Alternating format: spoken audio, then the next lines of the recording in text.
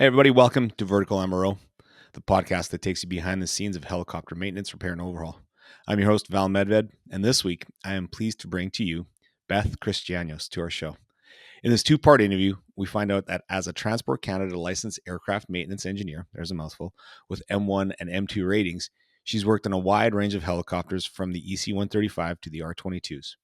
Her journey has taken her across Canada, the US, New Zealand, and Australia, where she's tackled everything from routine maintenance to complex rebuilds. Currently, Beth serves as the Director of Maintenance, or DOM, for a busy third-party AMO specializing in field services and international support for helicopter transitions and purchases. Her experience spans various operational contexts, including powerline construction, wildlife capture, and firefighting. In this podcast, we'll dive deep into the world of vertical lift maintenance, sharing insights, challenges, and innovations from the field. Whether you're an industry veteran or just curious about what keeps these amazing helicopters in the sky, Vertical MRO has something for you. So strap in, get ready for some high-flying discussions. This is Vertical MRO. I'm Val. Let's get this started. Special thanks to our sponsors for this podcast: Salus Aviation, Safe Structure Designs, Rotor Repair and Manufacturing. Welcome to the Vertical MRO Podcast, brought to you by Vertical HeliCASTS. All right, everyone, you're ready to contact. You're cleared to the Bravo. The Vertical MRO Podcast explores the fascinating world of helicopter maintenance, repair, and overhaul with your host, Val Medved. Now, line altimeter 3029, approved as requested. The podcast features helicopter technicians, mechanics, engineers, and MRO experts who share invaluable industry insight, knowledge, and stories that will inspire current and aspiring industry maintainers. All right, welcome back to Vertical MRO. Val Medved back in the seat, hot seat here. Been away for a little bit here, kind of doing some transitional stuff. And with me, I have Mr. Johnny Gray, the Gray Goose. Welcome back, buddy. What's up, Val? How you doing, sir? I've been less busier. You've been on a run, man. The last time I saw you was in another continent. That's right. And you were on the run then too. So it's a kind of a theme. Kind of like I was looking for that, jackass, that one that sprung up in the backside of me. And I was just like, hey, take this out of me now. Get rid of it. So yeah, no, Europe was good for you. Yeah. We're talking about European rotors. We had a chance to go to Amsterdam, and that was actually my first experience going to Europe as a whole. And it was great. Amsterdam was a cool city. Enjoyed riding bikes out there and doing all the things that I guess normal tourists do when they go to. Yeah. Well, not all the normal stuff. I stayed away from the green and there's some weird parts of. We're gonna edit this part out, buddy. You're we'll save a little face for you. You stayed away from the red light and you didn't touch the green. Yes. There we go. Perfect. I realized that's the one city. If you say I did the normal tourist stuff, that could mean something entirely different. Oh yeah. No. You wake up in the morning with the tub full of milk, a monkey hanging from the chandelier, and your bed sheets hanging out of your hotel. It's a bad day. What happened? That's what I heard. Yeah, right. So they say. Yeah. But beyond Amsterdam, we went to London for 4 days afterwards. Nice. Man, I'll tell you, London is a fabulous city. It's probably one of my favorite cities that I've visited. It is beautiful. Have you guys been there? Rolled through one time. Yeah, rolled through one time. Beth, what'd you think? Yeah, I've been there a few times. Yeah, it's amazing how much history there is, eh? Yeah, it's funny being in Washington, D.C., it's the exact same architecture of all the buildings. We basically copied what they did in London and brought it to the U.S. and said it's our own. Well, it's the same thing. Welcome to colonialism. Yeah. and to that, we now intro our next guest here, whom I met in Europe ever so briefly at the show on Euro Rotors. John, I know you saw her. She came in and did a show with, what's that host's name? I can't remember. Is Halsey? Is that the guy's name? Yeah, I think so. I don't know who's him Halsey? too well. I don't know. All right. As long as ladies and gentlemen, let me present to you a multiple airframe power. Hold on. Let me go through the thing here. Multiple airframe powerline construction maintenance program, wildlife capture program, firefightings in different seasons, QA management with trade skills in carpentry, paint shop, sheet metal, structures, welding, and business management and development. You're in my world there. Ladies and gentlemen, let me introduce you to Beth Christianos. Hello. How are ya? Thank you. Now the show's over now, so with that title. Man, that's quite the intro. I'm just shaking my head. I'm like, holy cow, do you ever have time to sleep? Had a lot of hobbies. Yeah. Good. Great. Yeah. Nice to see you again. It was great to meet you at the Rotor show in Amsterdam. And Yeah, it was a little brief. I apologize for that, but yeah, I hope the show is good to you. Yeah, it was great. It was great. The city was great. The first time I'd ever been to Amsterdam. A few of our team had been there before on another job, but first time that we'd been there. And I was really pleasantly surprised because all I'd ever heard about it was the green and the red. And so it wasn't really like on my bucket list at all. No, let's elaborate, Beth. What do you mean? There's all people talk about is going for the green and going for the red districts, shall we say. And so it was really pleasant. I love it when I go to a place with rock bottom expectations and you just get blown out of the water. It was such a fun city. Yeah. The way bikes rule is so fun, and kids and parents just cycling around their kids in the front of those little wheelbarrows in front of their bicycles, and rain or shine, it doesn't matter what weather it is, they're biking around as their main commuting, and they all dress up and look fabulous no matter what. And it's fun. It's a fun, dynamic city. So it's a great place to have the Rotor show. You know, my friend and I, my coworker there, Reed Silver, he said, we need to put you in one of those barrels and I'll start pedaling the bike. Yes. I'm like, dude, we're going to need like a trike for that to happen. That tire will be flat in a heartbeat. So It's fun. That's funny. I think it's cool when you talk about shows like European Rotors, how much you get out of it as a consumer and as a vendor as well. You know, it shows you how tight our community is. Yeah. You know, you talk to people at European Rotors or VAI or any of the other shows, and a lot of the same topics or all the same topics come up. Everybody's dealing with the same things, just in a different place. Yeah. And everyone has the same heart. It's such a cool community to be a part of. I love it. Oh, we said it once and more than once on this show, is that especially in helicopters, we're an industry of passion. You got to like what you're doing first and foremost by a bunch. Very true. And I'll let you kind of go ahead with that one, Beth. But like I said, you had to have experienced that probably tenfold, at least being on Amsterdam with zero expectations, and kind of got shown the good side of it all. Yeah, it really was. And the same for us, John. Last year we went to the European Rotors when they had it in Madrid. So our team went over as attendees, and that was really fun.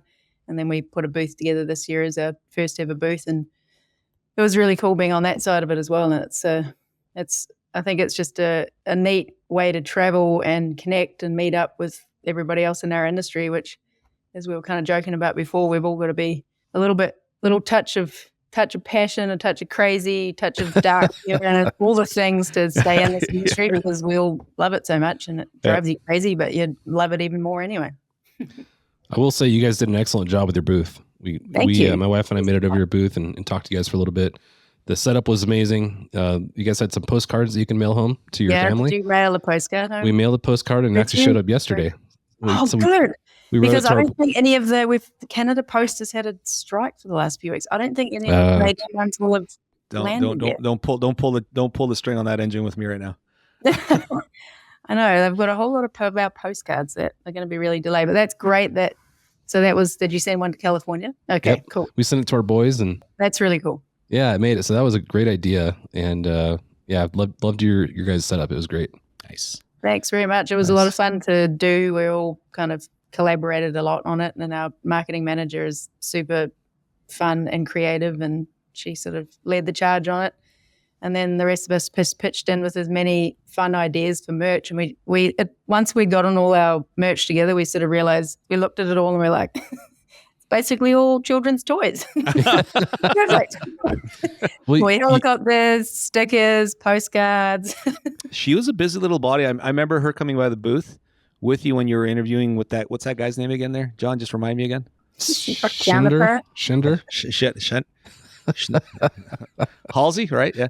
She was in the background putting the paces on the floor for sure. I saw her like she was working phone. She was managing all the communications. I was like, I felt kind of intimidated a little about her. I was like, okay, just step away from this one. Happy is the weapon. She's amazing. Nice. Yeah. Nice. Let's get the show started here, guys. So let's first and foremost, what's in our cups? Let's go. What's in our cups? Go ahead, Miss Beth. I have equal parts whiskey, lime, and water. Oh. Canadian whiskey, of course. Okay. All and right. you're is that from the hotel bar, or is that something you kind of brought in yourself? No, I brought it myself. Always usually always try and have whiskey on the road whenever I'm. She travels with a preloaded gun. I love it. Oh, man, you're on the road. I'm digging. Johnny? Vodka soda. It's my go-to, and got it in my CNC Yeti. So okay, there we are. My Keep Tahoe Blue sticker. There you go. Keep Tahoe Blue. All right. Well, here's to another glass of Gretzky here. Cheers to you guys. Thanks for Cheers. coming up to the show. Johnny, good to see you. Beth, welcome to the Thanks for the invite. MRO. Here we go. Yeah, well, you guys. You got to sip. It's bad luck. You got to sip it when we cheers. There you go. Sorry. Your accent, I cannot distinguish, and I do not want to make this mistake because I've made it once between a Kiwi and an Aussie. So I will let you explain your accent. I am from New Zealand originally. There you go. Because I've made the mistake of calling the other, and I was chastised for it. But thank you. That's a fight waiting to happen. Well, right bit of there. a mix. I was raised the first bit of my life in New Zealand. My dad is actually born in Canada, raised for the first half of his life in Canada, but his family's from Australia. So a little bit of Commonwealth, I guess. You got the all Commonwealth kick there. Good for you. Yep. So in rugby, who do you root for? Oh, come on, that's not even a question. Yeah, bro. All Blacks, man. All the Blacks, all the way. Okay, all right. They can be 132nd Kiwi, and they'll always still cheer for the All Blacks. Yeah, without a doubt. All right, I like it. We actually caught an All Blacks game in Amsterdam. There was All Blacks playing Ireland, so two of my sisters were there as well. So they are avid rugby fans. So they tracked down an Irish pub, and we went and watched an All Blacks a rugby game, All Blacks versus Ireland, in an Irish pub in Amsterdam. That's cool. That's the trifecta hit. Yeah. And you know what? With Amsterdam, what I did not realize is that's a foodie town. Yeah. There's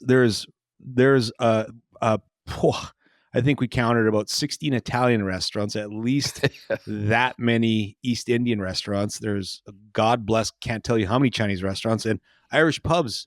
You can't hit it. You can't throw a stone without hitting one. Yeah. Every corner. Yeah. No. Nice. So what's this take on swearing on this? Am I allowed to swear on this podcast? Well, shit, yeah. Why not? Okay. Sometimes when I get into a story stream or whatever, it just happens naturally. So Beth, you travel with your own whiskey. You can say whatever you want. Okay, good. All right. Didn't want to give you too much trouble having to edit. Our editors have fun with it anyway. If we get into the hardcore verses, there might be a lot of beeping going along the way. So we're good with it. Well, we're good with it. Not that bad. No, I've been outside. I haven't lived in New Zealand for like 15 years. So okay. This interview was a few years ago. This podcast. A little different. I mean, a different story. I had to learn how to not have so many swear words in my swearing is more of like a way of life in New Zealand. God bless. I love that region for that alone. I was educated on the C word over there and what it actually means. And it's a compliment. Well, it can mean, not necessarily, it can mean a bunch of things. It really depends on tone. Yep. Yeah, what you're describing, but it certainly can be. It can be like just a real like affectionate term. Yep. I've learned that the good way. Because I heard it the first time, like, what did you just call me?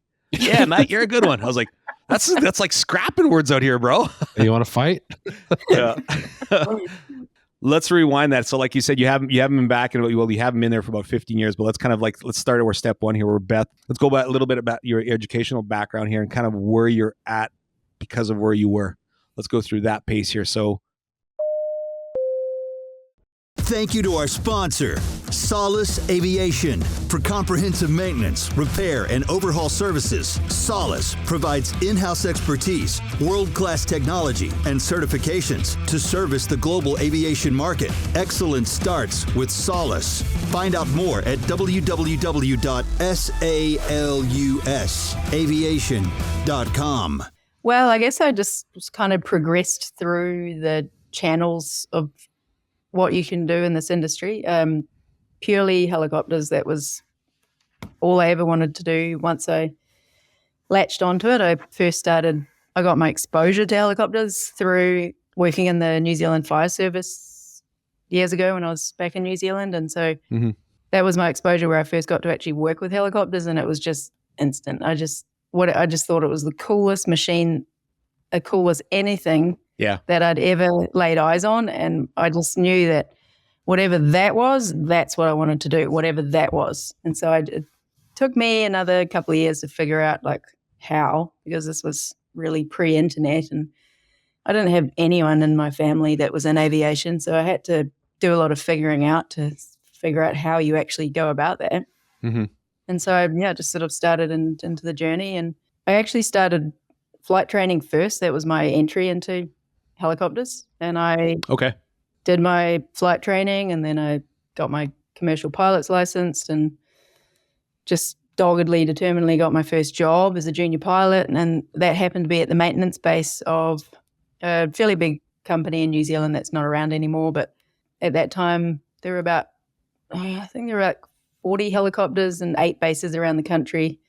And so where I got my first job. Oceania by any chance? Or? No, it was called HeliPro. They were. Oh, okay. Yeah.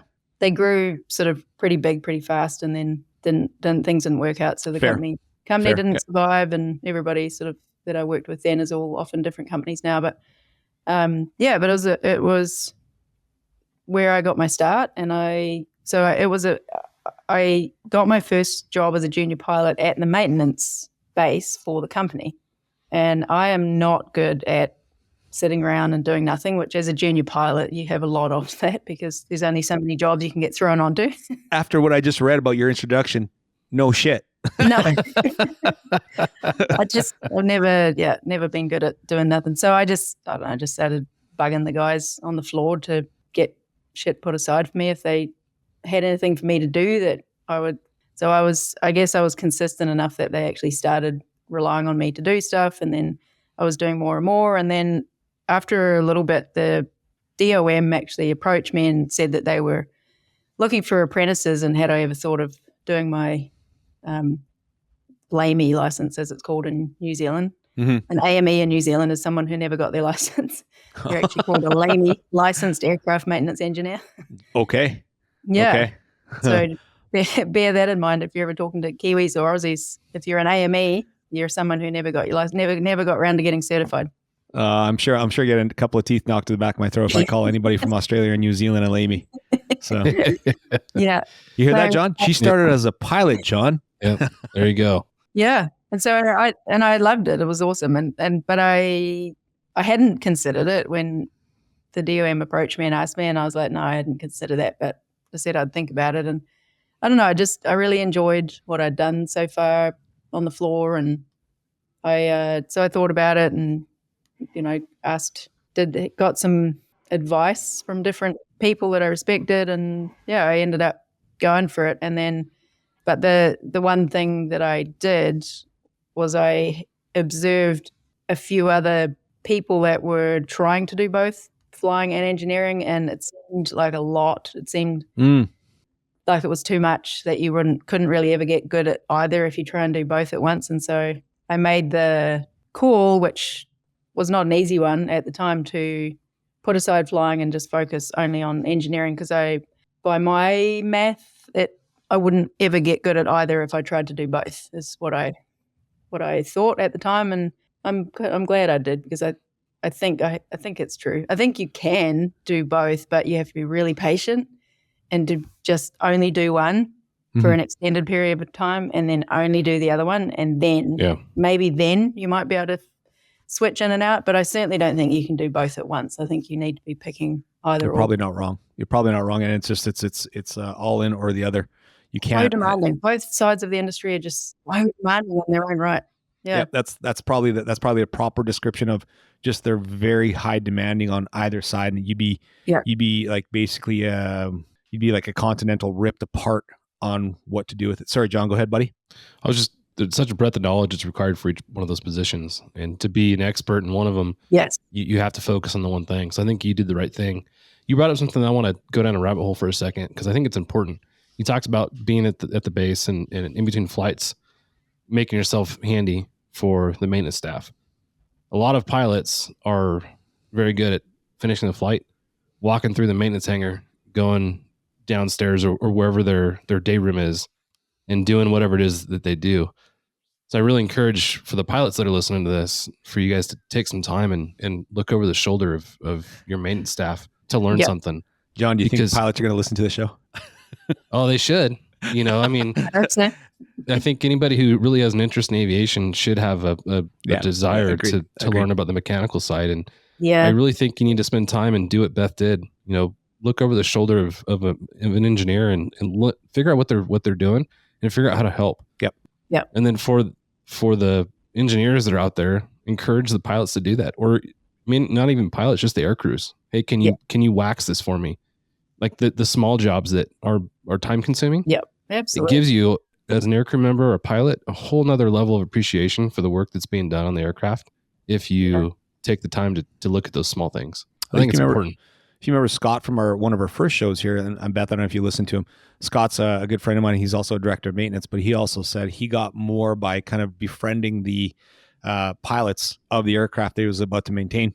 Yeah. And they kind of they had like a good working relationship where it was an understanding if there's something wrong, they can call upon each other to kind of get it corrected and or investigated. So yeah. Absolutely. It comes back to trust in the end, doesn't it? Like you know what we talk about a lot in our shop now is it's one of the most critical jobs we can do on both sides that demands trust ultimately, where as aircraft engineers, as the pilot's trusting us as the aircraft engineer to not kill them. Mm-hmm. The passengers getting in with the pilot are trusting the pilot not to kill them. Right. And the pilot's trusting us not to kill them, and then we're trusting the pilot not to kill us when we go up and do our test flights. So really, we're all just sort of trusting that all the processes are in place to do the right thing over and over and over again when nobody's looking to keep everybody alive. And so I think that's a really, really good point. So any time spent between the two sides of the industry will never be lost or wasted because there's just so much to learn from both sides. So I think. Yeah. And so much understanding because there can be quite a divide where both sides maybe just don't quite understand just how they're tough. They're both really tough jobs. Both sides of the industry, they're like we said, demanding, but ultimately they demand excellence, which means that to do it well, they're tough. You just to do it well and get to stay in it and get really good at it. It's tough. You got to be really good all the time, and to do that, you got to have a lot of processes in place.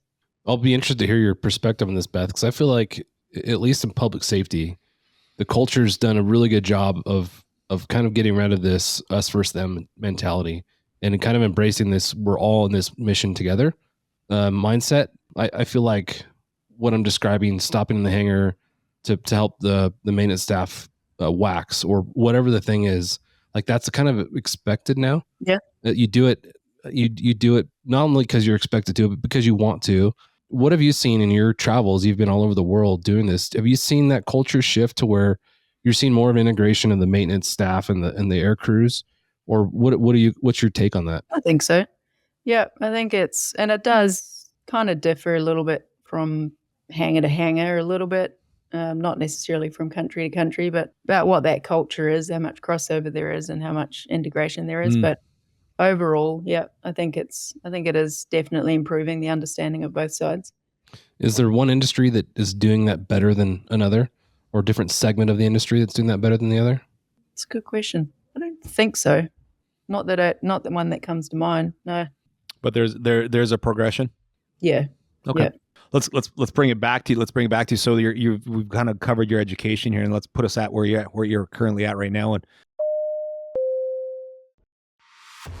Safe Structure Designs offers creative, customizable ergonomic safety solutions with over 20 years of experience. Their custom design process is free, ensuring safety and efficiency. Let them create your ideal solution. Visit www.safe-2.com. That's www.safe-2.com for more information. Yeah, so I basically sort of went through as an apprentice, did the time as the apprentice, which of course feels like it's forever, and that's what we say to our apprentices now. It's like it does feel like it's forever. You are at the bottom of the totem pole, but it's all for a good cause. Like you kind of have to, again, coming back to that, the demand for excellence that this industry has, because the margin of consequence, like we don't have margins in our industry. Right. We really don't, and the consequences are ultimate, as big as you can get. And so to do an apprenticeship correctly, I think or we always advise our apprentices that you really have to just dive into it, and you have to know that you're basically getting broken down to get built back up again, because everything you think you know is not good enough, because this industry is a pinnacle. It's a height of everything, that our margins and tolerances are the slimmest and finest out of everything. The only other one that's probably remotely close is like obviously space, but that's in another aeronautical thing, but that's not in similar in any way as probably the surgical industry is about the only one that's close as ours for how slim the margins are, how critical the work steps are, and how ultimate the consequences are. And the reward's just the same. Yeah, exactly. Yeah. And how, yeah. So going through the apprenticeship was, it feels like it's forever in the moment, but you look back on it and you're like, yeah, it's really needed. Like you get broken down to get built back up again, so that you get all your processes basically corrected, hopefully, if you get a good apprenticeship, which I feel I did. It was, pretty varied. And then, just went through the different levels of field engineering, rebuilds. Across a lot of countries, by the way. Yeah. I'm reading this: Canada, USA, New Zealand, Australia. Yeah. So. And I feel very fortunate for the amount of opportunity that I've got. But I feel so fortunate again for this industry that you have a job that gives you that kind of opportunity to see that kind of, that kind of travel, and to see that many different industries. How varied helicopter utilization is so vast. And so it gives us access to really not just learn about other industries that we serve as helicopter operators, but to actually like get integrated and involved in them. You're on the ground with like that. The engineer will always travel with the helicopter wherever the helicopter's going. So you're on the ground, literally part of whatever industry it is that helicopter is serving. And so I always feel so fortunate that you get this opportunity. This industry gives us this opportunity to do this. And so I'm going to play the Uno card on you here too. As fortunate as the industry is that it's giving you the abilities to do so, kudos to you for kind of wanting that too. So that shows a lot of determination and grit to kind of get that knowledge into you as well. So kudos back to you on that one. Thank you. Yeah, I do. I think it is, again, like for the right kind of personality types, I guess, that come in that this industry needs to stay sort of, I don't know if relevant's the right word, but just to stay sustainable, I guess. Because you have to have a sense of adventure. You have to have a sense of that you want to master something. You want to, and you want to, you're not easily satisfied with the status quo, I guess, because that's the whole goal of chasing excellence, is that you're always looking to do that same thing better, slightly sharper, slightly more refined, slightly more efficient, whatever it is. And so, so I think it is definitely, it has to be a certain personality type to actually really enjoy it and stay in it. But if you are that personality type, then you feel like you won the lotto, because you found an industry that actually keeps you on your toes no matter what. And that was actually going back to when I was deciding if I was going to transition my career path that I thought I was on to become a commercial pilot to becoming an AME. Part of the decision-making process is the chief engineer that I was working with. He was one of the people I was talking to about it, and I asked him what he felt about his career. And he, at that time, was in it 35 years. And he was one of these guys that he really thinks about your question, which I had to learn as an apprentice, because I was like, you come and ask him something and then he just sort of stared at your face. And then that's a man of wisdom right there. Yeah. And I mistakenly, the first few times I was like, started repeating my question because I thought he hadn't heard me or whatever. And so I had to quickly learn, just shut up, because he's just thinking, give him a minute. Yeah. Yep. And so he would really think. And so he sort of stopped for a second when I thought of that, and he really thought about his answer. And then he just looked at me and he said, I've been doing this for 35 years so far, and I'm still learning new things every single day. And I still feel like I know nothing. Yep. And cool. That was one of my deciding factors. And I thought, man, that's pretty cool. That is a pretty neat confirmation. Someone who's been in it that long and so still you had your patience tested as an apprentice as you came along the ranks and decided to kind of want to, I don't know, let's open up a company now. Yeah, well, I guess it's just sort of one of those progression things. So you start out and then you go do field work and then you do all your rebuilds and then just along the way started our own AMO with my husband and one other partner at the time. Brag about it a little bit, please. Well, it's sort of a funny progression because we were just looking for voids and things that what we could see wasn't really either being done or things that we felt could be done better. And so the first thing it appeared that in our area that mobile maintenance was a need. There didn't really seem to be too many people that were happy to do it, and that's what I, for one, love doing. Absolutely love nothing more than traveling with the toolbox and turning up and seeing what you can do to get something going again. This goes right into John here. I know we talked about this on a few times, and we were talking to a few of the techs that we had on the show.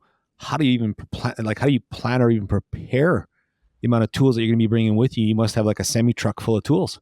No, not at all, actually. And that was one of the things I really appreciated in my apprenticeship is that there was a super intensive competitive streak in the company where you got your kit down to 50 pounds, one box 50 pounds, and then if you had to take two, it was 2 under 50 pounds, but it was only if you were working on a mix, like a standard engine and so it was if you had to have mixed tools, or you were going out to look after 2 different aircraft that had different sets of tools.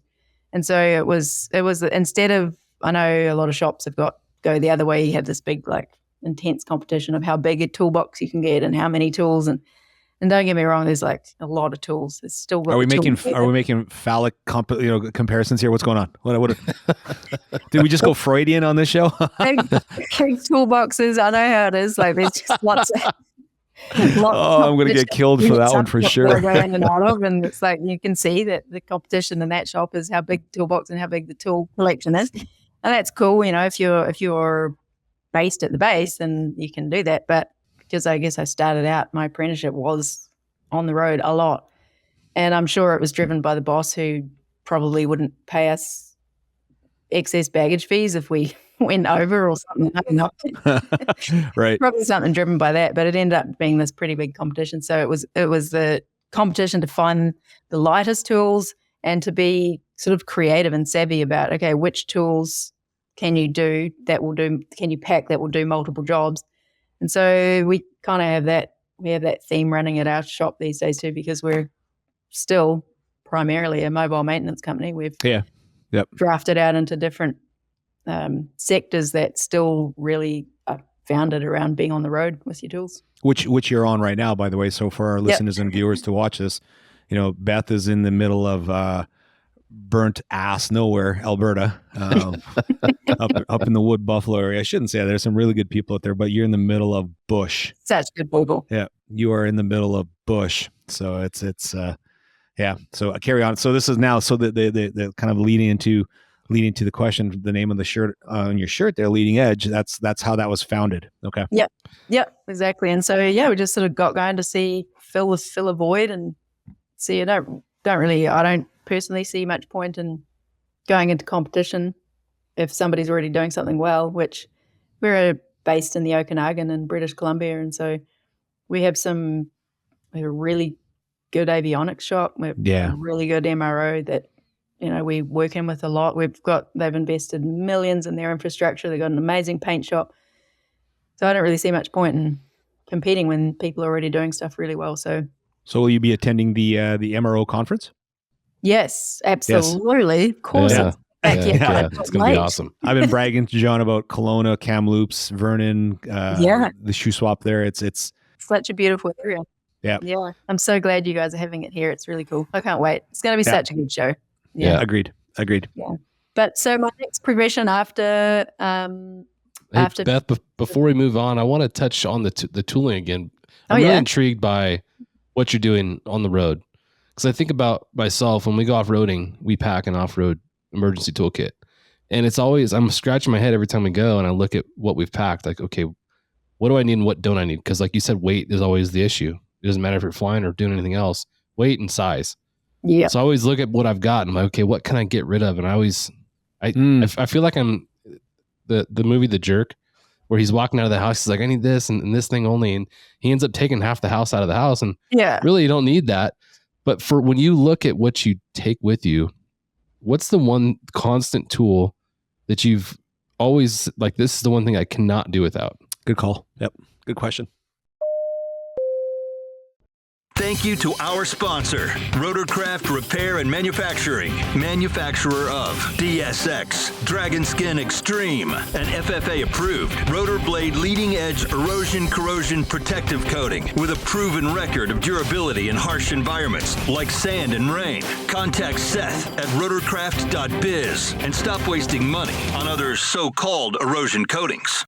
There's a few of them, and it'll be like, so in my base pack, there will be the tools that fit perfectly in your hand, and that's what we always joke about is if you were to borrow somebody else's Nipex or duck bills or whatever, they don't feel right because they don't fit into your hand the way that yours do, and so it's not even the same if you're borrowing someone's. So I have little kits that I have my duck bills, Nipex, obviously wrenches. There's and depending on which aircraft it is, you've got your special little the one socket, but that's what I have always done. When I was starting out, I started with a mid, a snap-on mid. Instead of doing one shallow, one deep, my hack was just running with a mid to see, and it was first budget focused to start with because I thought I'll just get these and I'll see how far I can get away with it. So I'd recommend that to anyone for either for budget reasons or for keeping the weight down on the road for your road box, because it's so good. You can get into almost everything. And the one or two sizes that you need, a longer one or a shorter one, you just have that on your rail. You just have that on your socket rail. Just that one or that So it's two. like that multiple answer question. Always choose B. Exactly. I got you, Beth. I got you. Well, you got it. Yep. Packing that stuff is interesting to me as well, because again, going back to off-roading, they sell some really cool packs that you can essentially put all your tools in and then roll it up, and it gets in. You pack it really tightly, and you can really consume a small area. For you on the road, what have you found that's worked well? What could you advise people to do as far as not just weight but space as well as far as how you pack? Great question, John. I love that question. I love wrench rolls made for motorcycles. So if you look online for motorcycle brands, the weight of their wax canvas is super thin and it rolls really, really fine. And so I'm from back in apprentice days, all the boys told me to get the German brand Starville. Are super light and super strong for wrenches. They're amazing. So they're slimline. They fit into a lot of stuff that you would need an engine wrench for, that you could actually use my Starville. So I have my Starville wrenches in my motorcycle just that fine sort of duck canvas rolled up, and it's so light. It's in terms of space and weight. So I love that question. And what do you put that into? My favorite tool, the Pelican Air, is definitely my favorite box. The Pelican Air series.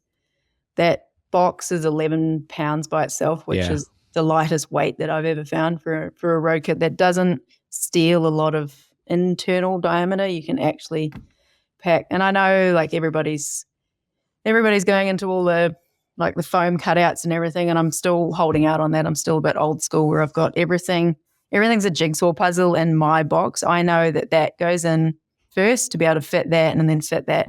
And so I'm still old school that way. Little Tetris. Yep.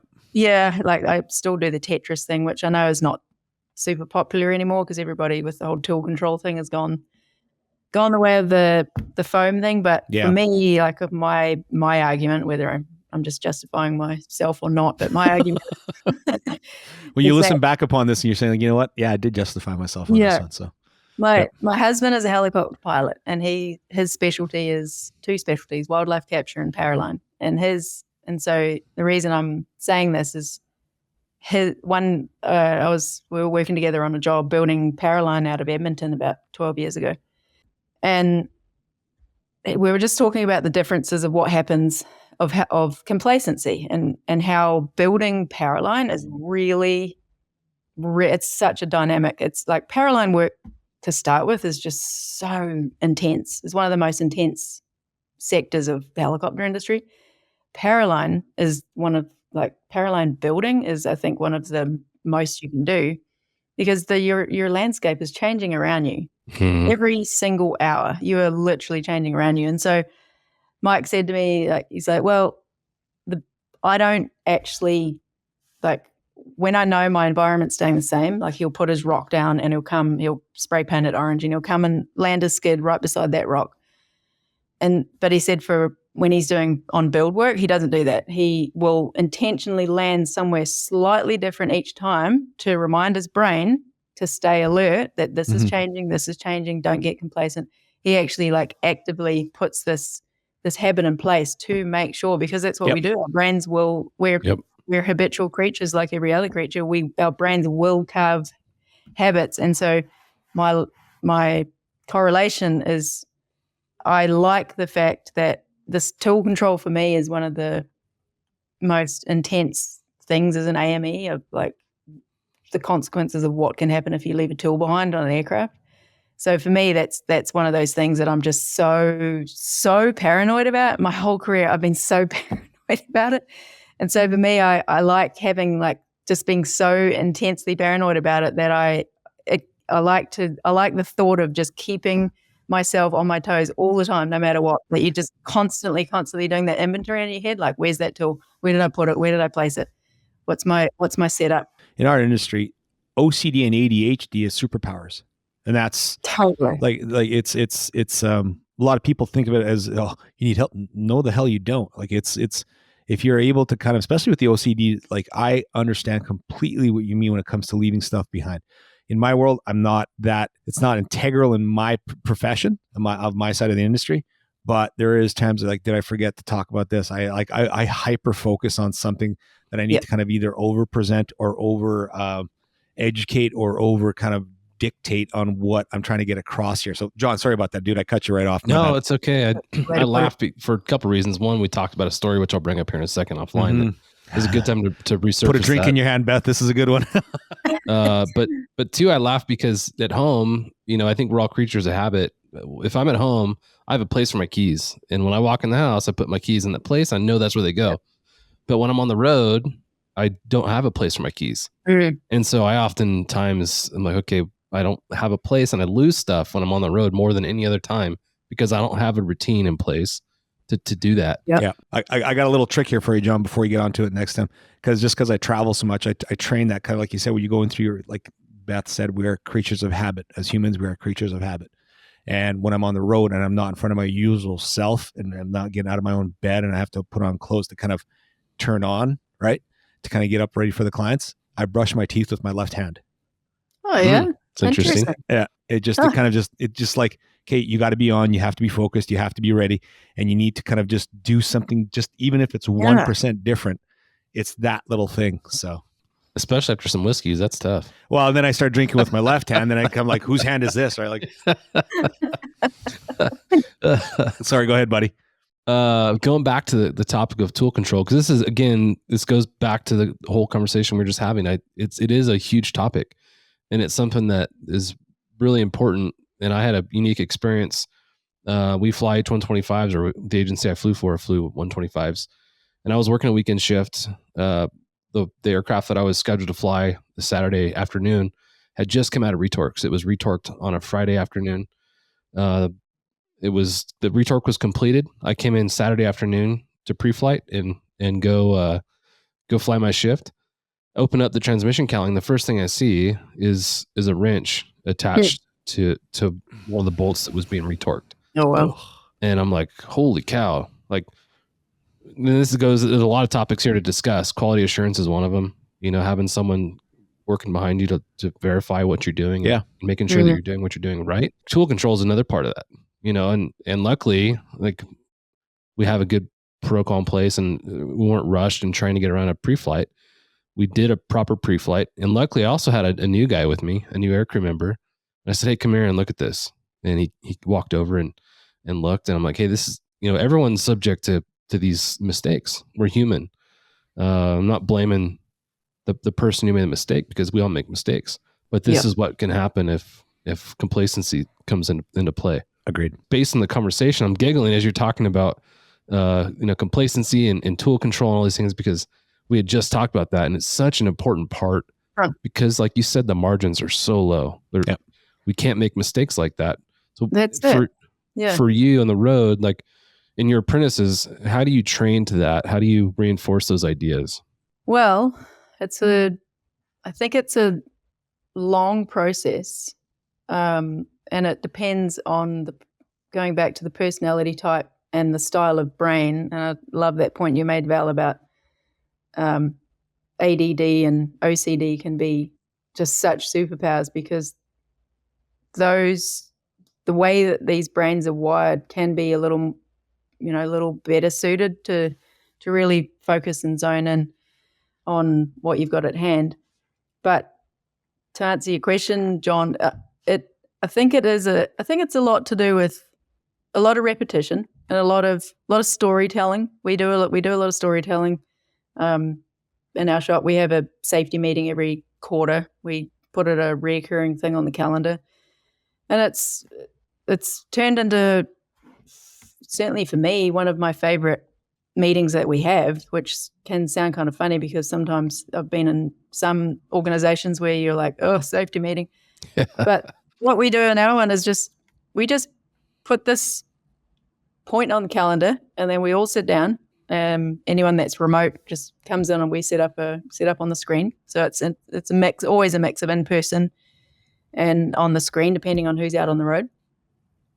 And we basically we have like a couple of themes based on, we have on our agenda. You can just plug things into the agenda as you go through over the 3 months preceding. So we just use those as our prompts, and then we literally just see what comes up. They usually are at least 2 hours. We don't have a time limit on them. We usually do it in the afternoon, so it'll just sort of spread into beer o'clock by the end of it. And it just ends up being such an interesting discussion on anything to do with safety in terms of systems, processes, feedback from the field, observations from clients, observations about clients. And so I find that kind of stuff has really helped it come alive a lot more. We have a very active self-reporting thing where it's like where we work really hard to actually make it like it's supposed to be, which is non-punitive and a learning exercise. And we ended up taking out some of the tools that quality assurance gives us, which is the 5 whys to actually dig down and find out, is the cause what you thought it was? And because that's the amazing thing about doing that, actually properly doing the 5 whys, is sometimes you come away going, man, like that is not at all what I thought the causes were. And because the way that it forces you to drive and dig deeper and deeper and look at, and it's twofold, because it forces you to dive into the detail and zoom back to look at the overview. So I think that process by itself is like super. It just what comes out of it and is super interesting. Stand by for a message after a word from our sponsors. Thank you to our sponsor, Solace Aviation. For comprehensive maintenance, repair, and overhaul services, Solace provides in-house expertise, world-class technology, and certifications to service the global aviation market. Excellence starts with Solace. Find out more at www.salusaviation.com. Safe Structure Designs offers creative, customizable ergonomic safety solutions with over 20 years of experience. Their custom design process is free, ensuring safety and efficiency. Let them create your ideal solution. Visit www.safe-2.com. That's www.safe-2.com for more information. Thank you to our sponsor, Rotorcraft Repair and Manufacturing, manufacturer of DSX, Dragon Skin Extreme, and FFA approved Rotor Blade Leading Edge Erosion Corrosion Protective Coating with a proven record of durability in harsh environments like sand and rain. Contact Seth at rotorcraft.biz and stop wasting money on other so-called erosion coatings. Hey everybody, this is Val here with Vertical MRO. Thanks for listening to this part 1 of our series. If you've enjoyed this episode, please don't forget to subscribe to our podcast and leave a review. Your support does help and create more content like this. For those of you who want to continue the conversation, join us on our social media channels and platforms or visit our website over at verticalmag.com. We'd love to hear all your thoughts and questions about today's topics. Until next time, I'm Val. This is Vertical MRO. We'll be seeing you. This has been the Vertical MRO Podcast. Join us next time for another edition of the Vertical MRO Podcast, brought to you by Vertical HeliCASTS.